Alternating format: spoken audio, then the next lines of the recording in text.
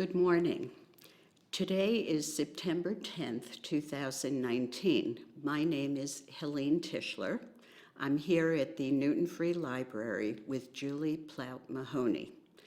Together, we are participating in Newton Talks Oral History Project that is being conducted with the Newton Free Library, Historic Newton, and the Newton Senior Center. Thank you for doing this. Thank you. So we're going to start with your connections to Newton, how long you've lived here, pretty open-ended. Okay. I moved to Newton as a 5-year-old in 1973 with my parents and my younger brother. I had been born in Bangkok because my father was in the service during the Vietnam War.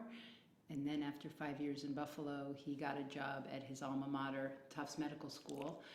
So we all packed up and eased on down the road, the Mass Pike, to Boston, where we knew no one. Oh, okay. That was 1973.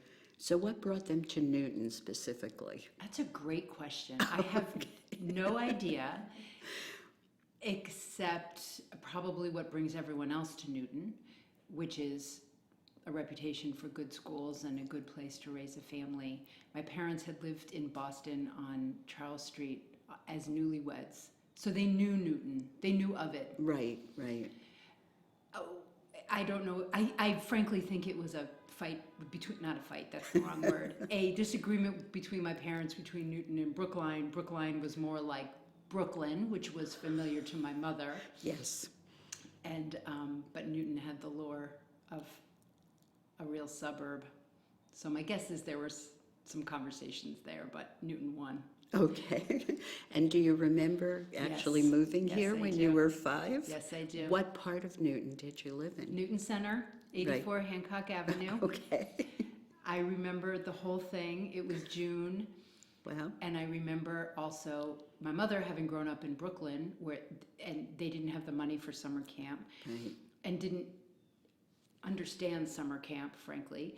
Why would you go to summer camp when there were all these kids running around outside? But in Newton in 1973, you sent your kids to summer camp, and my mother, I think, looked outside and saw no children and quiet streets, and someone said, you got to send her to camp because there's no one hanging around. Right. So my mother sent me to camp at 5. To a sleepaway No, camp. no. No, A day a day camp. camp, right. But here she was, she had moved to the suburbs to raise her family, and she looked outside and there were no children. There were no children in the summer. Right. And were there summer programs from the school system? I When you moved here, don't think a 'cause lot of those, frankly, she started most of those. Oh, interesting, because one of my sons did that. So, Yeah. Yeah. And I think, and you'll appreciate this, I mean, she said almost till the day she died, I mean, these are her words, she was very, very motivated in her career by that shock of feeling isolated and lonely in the suburbs when she was used to a very vibrant street life. Right. And I think that not only motivated her to build these programs, which brought people together, but also her number one go-to family or person was someone who moved here knowing no one, usually for someone's job, and helping them integrate into the community. I mean, that was her. If she met someone like that at Whole Foods, they left with flyers, and that was her whole thing based on the loneliness of her own experience. That's really amazing. So that's how she got involved. And then where did you initially go to school in Newton? I went to Mason Rice. Oh, you did. And then it was time for middle school, and Weeks was closing, which was our neighborhood school. Right. And we were being bused today, which from Newton Center, Auburndale felt Yeah. really far. Absolutely. Before Instagram and Snapchat and kids knowing each other. And cell phones. And cell phones. My mother was nervous about middle school. She sent me to Beaver Country Day School for a year, and again, for years told the story of the re-enrollment contract coming and me crying on the floor of her room begging to go back to public school. So I went back to public school. Really? And that was it. And what were your experiences like? Do you remember Mason Rice? And, Oh, yeah. And did Oh. you go to day then for middle I school? went to day for 8th and 9th, Okay. and then North when it was 10th, 11th, 12th. Right, right. And so what were the schools like? what did you notice, as you went on? You know, I do think technology, at least for middle school, when you're first leaving your neighborhood school to then go to outside of your neighborhood, I do think it is different now, having raised two kids of my own, excuse me. Kids go to middle school and they know each other from Elementary. well, from elementary, but also through, online from Snapchat or whatever. Right. In those days when you went from Mason Rice today, I mean, you might as well have been going to Worcester. I mean, You had no connection. we had no with them. connection. Yeah. So I think if you talk to my Mason Rice friends, many of whom I'm still in touch with and That's are just amazing. my dear friends, they all say the same thing. It was like we got sent away. That's amazing. It was a feeling we all carry with us. We still talk about it. Right, right. And what was the experience in school for your children? That's an interesting question too. How had it changed? Did Oh, they go yeah. to similar? Yeah. Do you live in the same area? I live on the other side of the zip code. I lived in the same zip code as my mother. She lived on the far west side, and I lived on the far east side, but it was the same zip code. My son went through the Newton Public Schools, Ward Bigelow North, Right. and my daughter was diagnosed with dyslexia as a child. And, to be frank, the Newton Public Schools, it was not working. So as much as it was not our plan, when we bought a house in Newton, Right. we sent her to private school. Right. And Right. I think that was the best choice for her. Absolutely. You have to make good, those choices. You do, but the It's hard school, when you're... the culture of the Newton Public Schools is so strong and intense, and it's such a draw to this area. Right. That then to be mindfully not going that route Right. was about staying very focused on the child and not on the drumbeat of, saying no to one of the big reasons that you moved here. Right. Absolutely. That was hard. Yeah, I can imagine. So what connections did you maintain over time with Mason Rice and with North? And did you go away to college? I did. I Oh, went to okay. UMass Amherst, Okay. which I tell my kids was my safety school. Which those was back in the days when UMass was a safety school. Yeah, no It is longer. no Right. longer, but it was then. That's where you went when you didn't get into where you really wanted to go, which I did not. And it was great. I was on the honor roll from the week one, and I absolutely loved it. And I came back 4 years later to do my laundry and met my husband and got my first job, and we lived with my mother for 5 years. Oh, okay. I wondered what brought you back to Newton. Was your husband from this area, or is he? My husband grew up in Lexington, but really I went home to do my laundry and kind of get my act together after college and Stayed. stayed. That's great. Yeah. Well, what are some of the landmarks or special events, some positive things you remember? I'm sure there are tons. There are tons. What stands out over the years? I know your family was very involved in the life of Newton. For sure. We had no extended family around, and it was lonely. Yeah, And there was no uncle or grandmother to leave my brother and I with while my mom was working. right. And she schlepped us along. And I think learning literally from being taken around with her really influenced strongly who I am now and what I do and choices I made about my own kids. In terms of places and events, the Newton Center playground, not to sound like an old timer, but really before the internet, you just went down to the Newton Center playground and you kiss boys and I don't know what, did things that made you grow up. My Mason Rice friends have a very special place in my heart. I just had lunch with one yesterday. That's great. It's really, if someone needed a blood transfusion, I would be there. I just really feel a very soulful connection to them. Right. That's amazing. Yeah. And with your mother starting so many of the events in Newton, did you participate in a lot of them? Well, and first- what did you, yeah, go ahead. Yes, she needed help. Right. And we handed out brochures and, got water for people. And, you know, we once had a whole group of clowns sleeping on our third floor because That's amazing. yeah, she didn't realize that their gig came with lodging. So we had these clowns sleeping on the third floor, and it just goes on and on and on. Getting back to the Newton Center playground, Yes. I have to say the 4th of July on the Newton Center playground that she created really became really important to me, important to the community, important to my kids, important to my friends' kids. We all still go on the 4th of July. That's great. That's something that's really endured. And also the Newton Center concerts on Sunday nights. Right.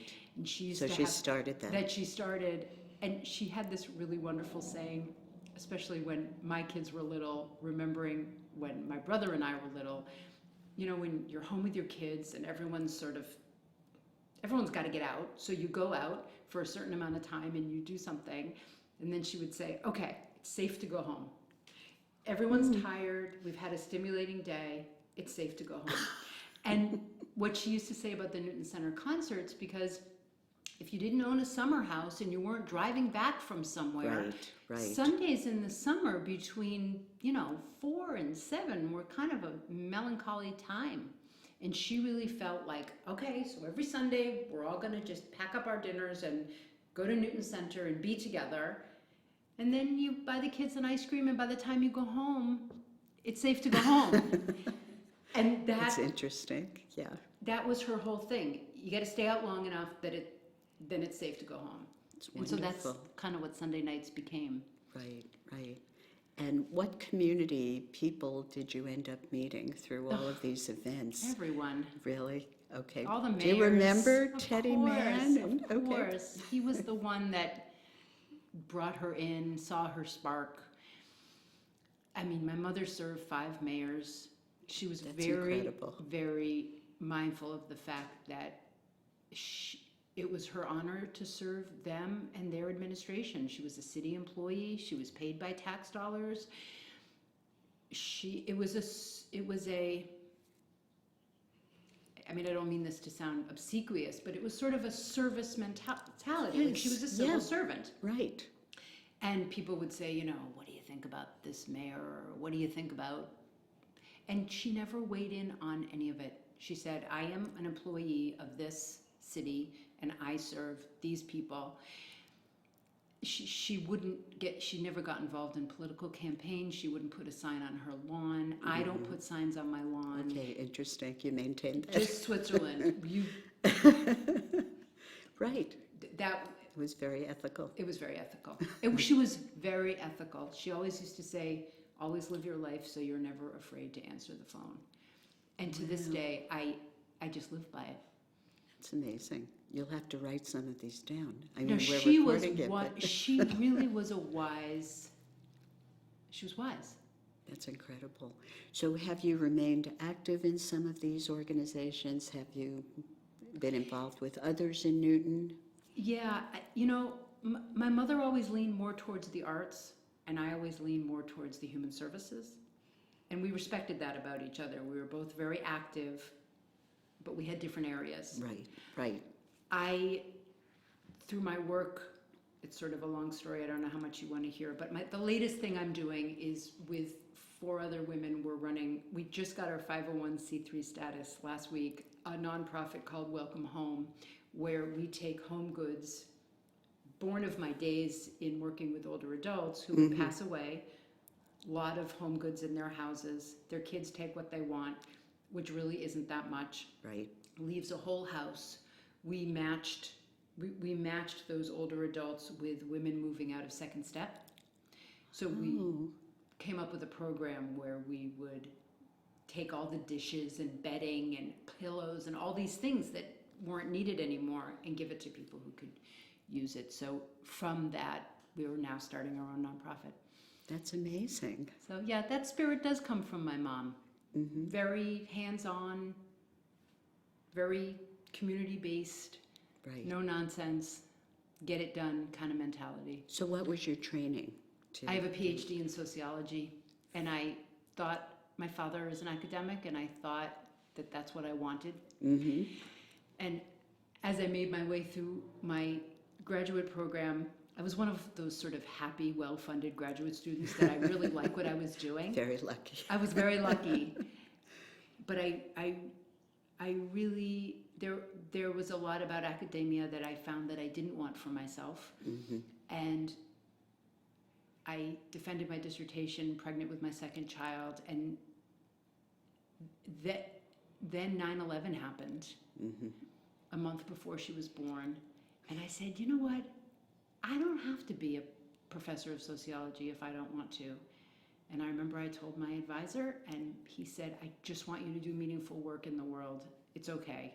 Which is a big deal, right? Because when you tell your dissertation Yes. advisor you're not going to be an academic, Absolutely. you just cut the lifeline. Sure.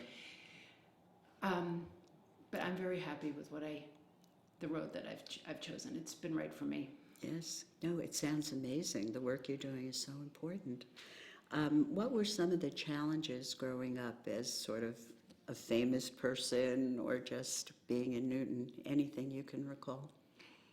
I think the thing that sticks with me, and I try to be mindful of it with my own kids, is there was a period that I refused to go to Newton Center with my mother because you couldn't get 3 feet, and everyone wanted to talk to her, which was wonderful, and she loved it. But first of all, I couldn't get to where I was trying to go. Right. And secondly, she's your mother, and a child runs out of patience for Right. their parent as a public person. So I went through a phase, and it was okay. But I just stopped being in public with her for a while. Then I got back on my feet, and then I went through another phase where we saw each other at home. Mm-hmm. That worked better for me. Right. Then I grew up, and it was all okay. But I mean, not to overstate it, but it does give me a lot of empathy for the children of truly famous people. I mean, my mother was only famous locally, but what's it like to be Yeah, in the public eye. Barbra Streisand's daughter? I don't know. Someone really famous. Right. You can see how those people can get very quiet Right. Right. That's interesting. and just want stillness and privacy. Right. I crave that more than my mother ever did anyway, but I have empathy for truly famous people's children. Yes. You lived it. So. I lived a super junior version. Well, here it's a reality. If you walk down the street and everyone's stopping you, Yeah. it's Yeah. Yeah. No, she loved it. yeah. I just realized I didn't always have to be there. Right. Right. What changes have you noticed in Newton since being here, since you were 5?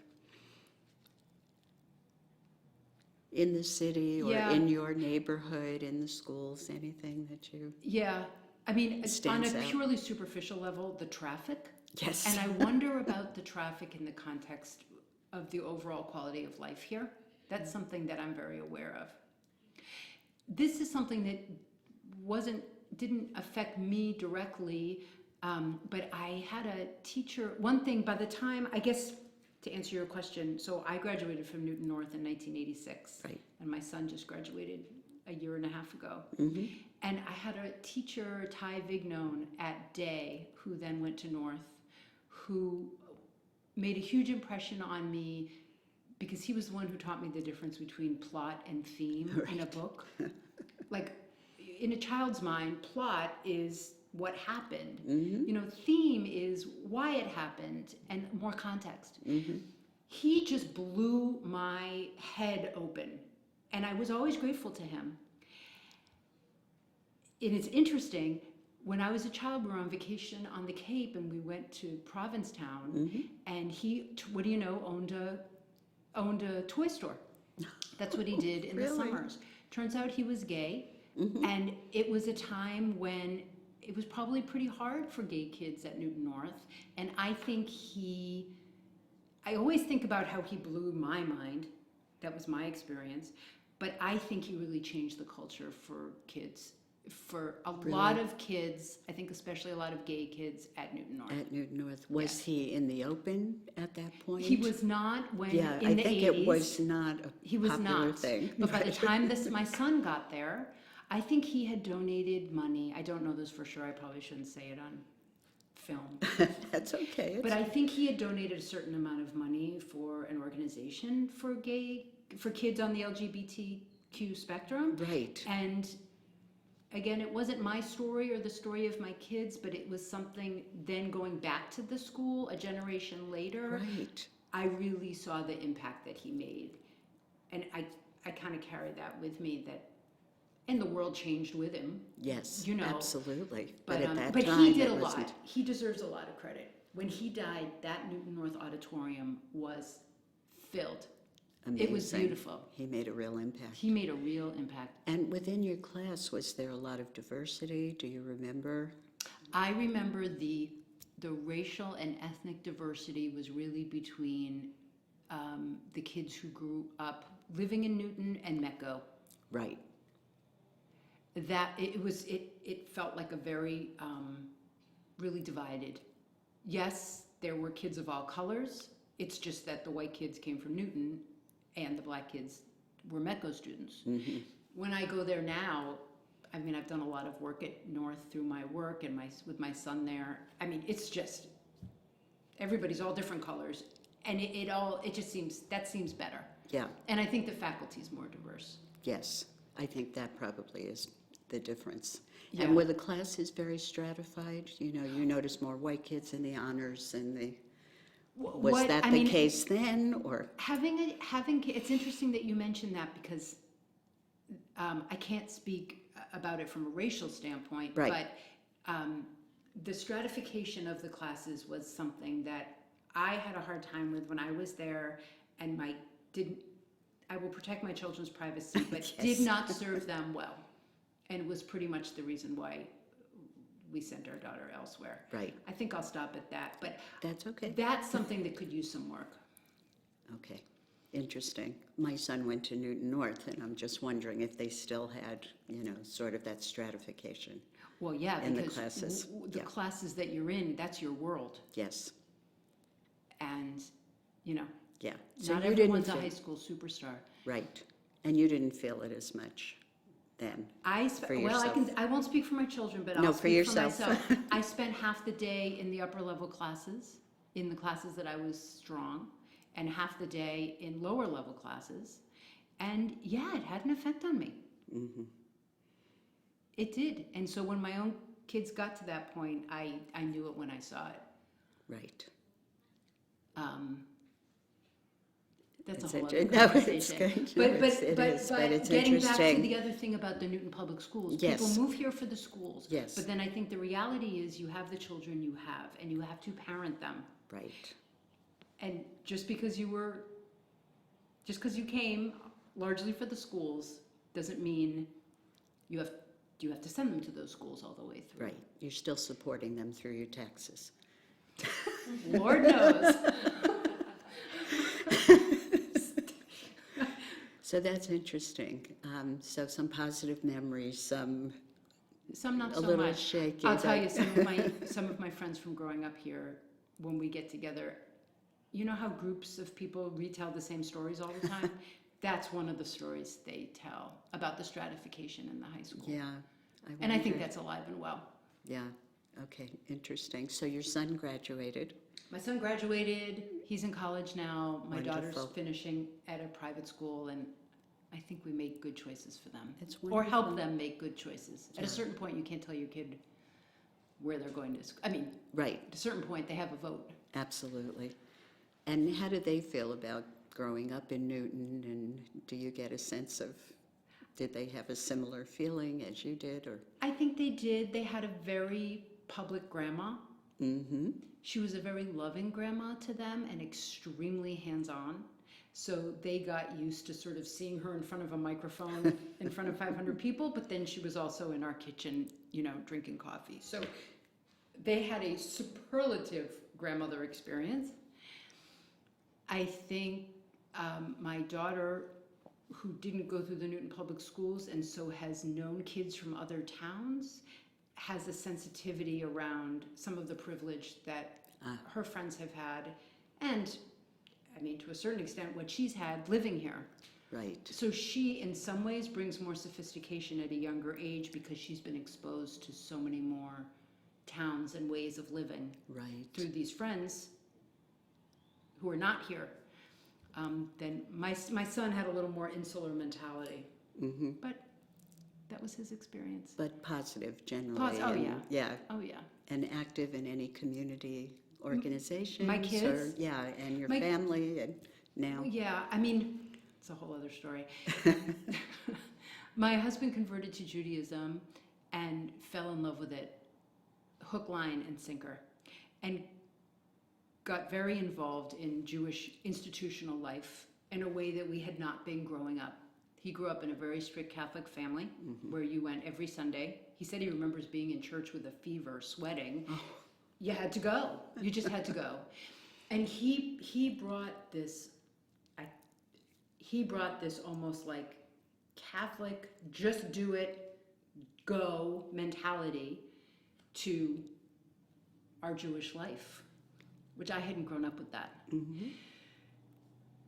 You know what? We went every Friday night for a long time, and I make Shabbat dinner every Friday night. And he nice. Brought a real rigor to our religious practice that hadn't been there.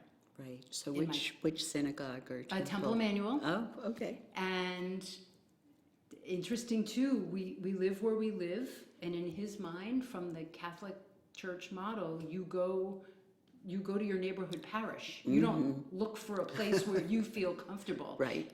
You don't just shop go. around. You don't shop around. You just go. So we moved there, and there's a synagogue, and I said, oh, no, that's not for us. That's too conservative. I'm not keeping kosher. Not happening. And he was like, yeah, it's right there, happening. And it's happening. And that was 20 years ago, and we have wonderful friends and community, and he was right. I'll say it on the record. He was right, and I was wrong. He'll have to watch this tape, you know. But he was right and I was wrong, and he took my whole family along with him, my parents, my brother. My father belongs now. Wow, great. So it evolved. It evolved. He was right. That's great. He was right. That's great. It sounds like everything very positive. Was there anything sort of on the negative side, or things you've noticed you wish would change besides the traffic, in Newton? Yeah. What do I wish would change? I think what I wish would change is on the national level. And you probably don't want to hear about that in the context of this interview, but I'm obviously very upset about it, like many people are. Except for the traffic in Newton, I like a lot about what goes on in Newton. My feelings of discomfort and nervousness come from the national level. Right, not local. Not local. I will say though, and this makes me sound stodgy, and I don't mean it to, but I'm very ambivalent about these. I call them pot shops. My kids say they're not pot shops; they're marijuana dispensaries. I'm ambivalent about it. I worked in hospice care, and I know how marijuana can be used to alleviate suffering at the end of life. It's been used that way for a very long time. I'm obviously in favor of that.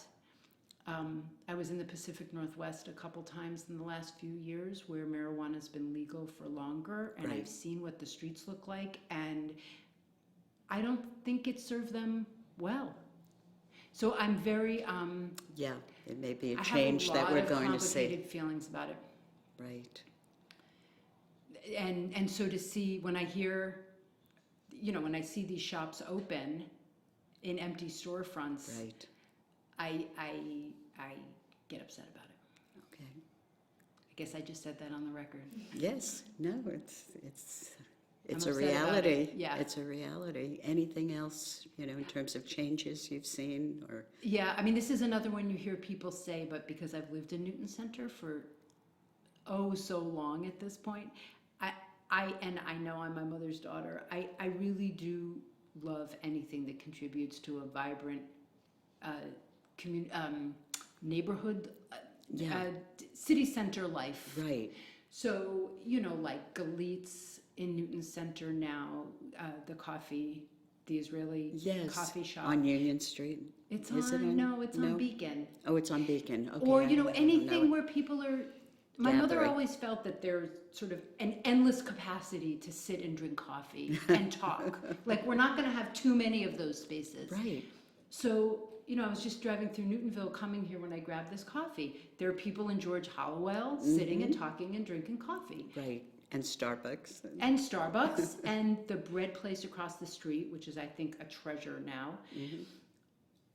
But anywhere people can sit and talk and drink coffee is a good thing. So I think, you know, you've heard it many times before, but I see another bank and I get a little disheartened. Yes, it's banks and cafes now. Yeah, I mean, that's hard for me to see. Yeah, that's a change, It is a change. yeah. I'm sure I don't understand the financials of all that, and maybe if I did, I would think differently. But I'm just glad to see people talking. Right, right, Sitting and bringing them talking. together. Yeah, yeah. No, that's great. Anything you'd want to tell people looking back at this, since we're recording you for posterity? You know, Yes, about gosh. Newton living here, raising children, being involved in the community, as opposed to other places you've seen, or just in general that you, yeah. Yeah, I guess, and I think about when I was contacted about this interview, you know, my mother always used to say to be a yes person. When someone asks you to do something, within reason, you know, say yes. Just say yes. You don't know where it's going to lead. I met this lovely person. Yes. We met a lot. You just say yes. It's an hour. And I think in keeping with that, you know, when people would say to her, they've lived here for many years, they don't feel connected to the community, and my mother would say, well, what do you do? Yeah, They to don't be do connected. anything. Right. So volunteer. She got her job volunteering for the bicentennial. She volunteered for the bicentennial celebration in Newton in 1975. It led to her first job with the city. And then this idea led to that idea until Mayor Mann gave her a full-time job. Amazing. But it was through a volunteer piece when she had 2 little kids. Right. So Just stepping up. the opportunities are all here, but you have to meet them halfway and be a yes person. Right, And then you'll feel connected. right. And Newton's a good place to do that. Newton's a great place to do it. That's great. So I think our time is almost up. Okay. Thank you so much for taking the time to do this with us. We're really happy to have you included in the Newton Talks Oral History Project. And nice of you to say yes and join us. Thank you very Thank you. much. My mother would be glad we're here. Thank you.